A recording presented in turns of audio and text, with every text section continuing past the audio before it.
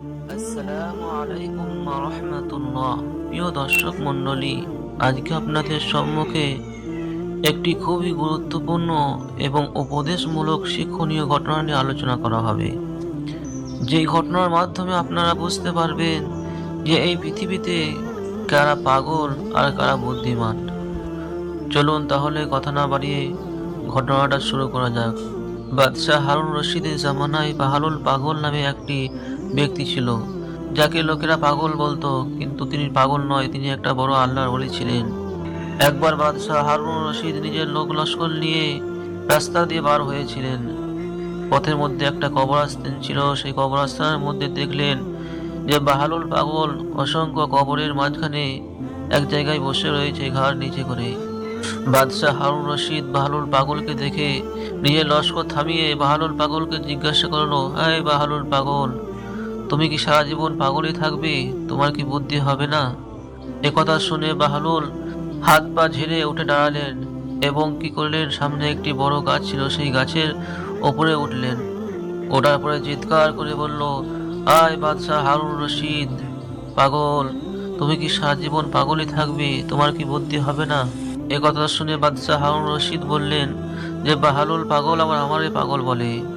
তখন বাদশাহ হারুন রশিদ বাহালুল পাগলকে জিজ্ঞাসা করলো, বলো তুমি পাগল না আমি পাগল?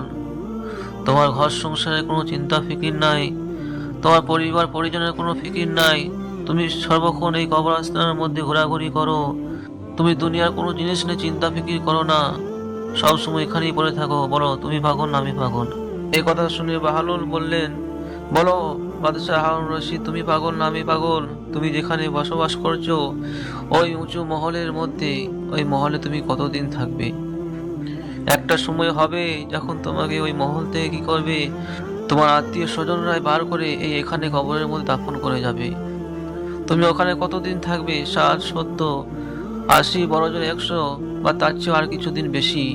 তারপরে তোমাকে এখানেই আসতে হবে। আর বলো এখানে তুমি কতদিন থাকবে? এখানে থাকার মতো তোমার কোনো নির্দিষ্ট সময় জানা আছে? এ কথা শুনে বাদশাহ হারুন রশিদ বললেন যে হ্যাঁ, তুমি ঠিকই বলেছ, এখানে আমাকে অনন্তকাল থাকতে হবে, যতদিন না কিয়ামত হবে। তখন বাদশাহ হারুন রশিদ বাহালুল পাগলের এত মূল্যবান কথা শুনে বললেন যে তুমি আমাকে আরো কিছু উপদেশ দাও। তখন বাহালুল বললেন যে তোমাকে আমি কি উপদেশ দেবো? তোমার ঘরের মধ্যে কোরআন রাখা আছে, সেখানে আল্লাহ সুবহানাহু ওয়া তাআলা অসংখ্য উপদেশ দিয়ে রেখেছেন, সেগুলো তুমি জানো এবং মানার চেষ্টা করো। তখন বাদশাহ হারুন রশিদ বাহালুল পাগলকে বললেন যে হে বাহালুল, তোমার কি কিছু আমার কাছে চাওয়ার আছে? আমি কি তোমার কিছু দিতে পারি? তখন বাহালুল পাগল বলল যে তুমি আমাকে কি দিতে পারবা? তোমার কি দেওয়ার ক্ষমতা আছে?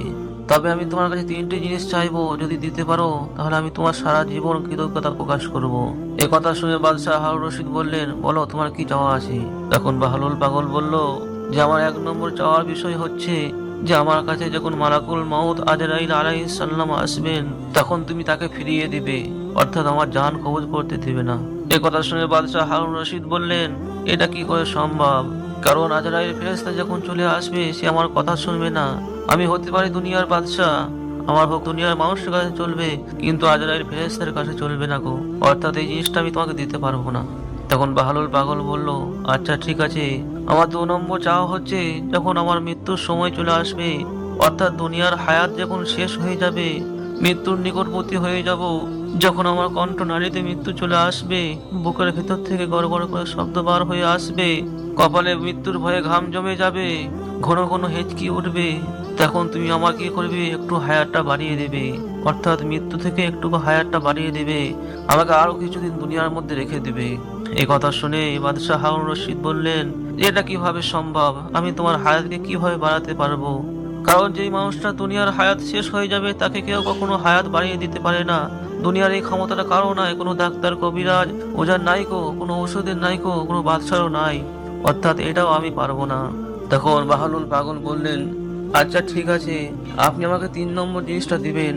তখন বাদশাহ হারুন রশিদ বললেন, বলো তোমার 3 নম্বর কি জিনিস চাওয়া আছে? তখন বাহালুল পাগল বললেন, আমার 3 নম্বর চাওয়া হচ্ছে যখন কাল কিয়ামতের মাঠে আল্লাহ সুবহানাহু ওয়া তাআলা আমার হিসাব নিকাশ নিবেন, আমার ফয়সালা করা হবে, দুনিয়াতে আমি কি করেছি না করেছি ভালো মন্দ এই বিষয়ের ফয়সালা হবে, সেই দিন যদি আমার গুনার পাল্লা ভারী হয়ে যায়, আমি যদি গুনাহগার হয়ে যাই, আমাকে যদি ফেরেশতারা টানতে টানতে জাহান্নামের দিকে নিয়ে যায়, তুমি তখন কি করবে? সেই ফেরেশতাদের হাত থেকে আমাকে রক্ষা করবে, অর্থাৎ জাহান্নাম থেকে বাঁচিয়ে আমাকে জান্নাতের মধ্যে প্রবেশ করিয়ে দিবে। এ কথা শুনে বাদশাহ হারুন রশিদ বললেন, ওহ, এটা আমার পক্ষে সম্ভব নয়, এটাও আমি করতে পারবো না। জান্নাত জাহান্নামের মালিক তো একমাত্র আল্লাহ। আল্লাহ ছাড়া কেউ কাউকে জাহান্নাম থেকে পার করতেও পারবে না, জান্নাতেও প্রবেশ করাতে পারবে না, অর্থাৎ এটাও আমি করতে পারবো না। এ কথা শুনে বাহলুল বললেন, অর্থাৎ তুমি যে আল্লাহর মুখাপেক্ষী, আমিও সে আল্লাহর মুখাপেক্ষী হয়ে থাকবো। এই ঘটনার মাধ্যমে আমরা একটা জিনিস ভালোভাবে বুঝতে পারলাম যে যারা পরকালকে ভালোবাসে, পরকালের জন্য চিন্তা ফিকির করে, কবরের জন্য চিন্তা ফিকির করে, তারাই হচ্ছে দুনিয়ার মধ্যে সবচেয়ে বুদ্ধিমান জ্ঞানী ব্যক্তি। কারণ আল্লাহ নবী সাল্লাল্লাহু আলাইহি ওয়াসাল্লামকে সাহাবারা জিজ্ঞাসা করেছিলেন, ইয়া আল্লাহর রাসূল, দুনিয়ার মধ্যে সবচেয়ে জ্ঞানী কোন ব্যক্তি? বলুন তো, আজকে যদি আমাদেরকে প্রশ্ন করে দুনিয়ার মধ্যে জ্ঞানী কোন ব্যক্তি, আমরা এক বাক্যে বলে দেবো দুনিয়ার মধ্যে সবচেয়ে জ্ঞানী হচ্ছে সায়েন্টিস্ট, ইঞ্জিনিয়ার, যারা কি করেছে লোহাকে পানির মধ্যে ভাসিয়ে দিচ্ছে, লোহাকে আকাশে উড়িয়ে দিচ্ছে, এরা সবচেয়ে জ্ঞানী। কিন্তু আল্লাহ নবীকে যখন জিজ্ঞাসা করা দুনিয়ার মধ্যে সবচেয়ে জ্ঞানী কোন ব্যক্তি, আল্লাহ নবী সাল্লাল্লাহু আলাইহি সাল্লাম বললেন, দুনিয়ার মধ্যে সবচেয়ে জ্ঞানী ওই ব্যক্তি যে নিজের মৃত্যুকে স্মরণ করে আর মৃত্যুর পরিবর্তে জীবনের জন্য কি করে চিন্তা ফিকির করে, তার জন্য নেক আমল করে। এই জন্য আমরা সকলে কি করি? সেই মরার পরে জিন্দিগির জন্য, কবরের জন্য, হাসরের জন্য চিন্তা ফিকির করি আর তার জন্য নেক আমল করে নিজেরা বুদ্ধিমান হওয়ার চেষ্টা করি। পরিশেষে আল্লাহ সুবহানাহু ওয়া তাআলার কাছে দোয়া করি যেন আমাদেরকে আল্লাহ সুবহানাহু ওয়া তাআলা পরকালের জীবন বানাবার আগে যেন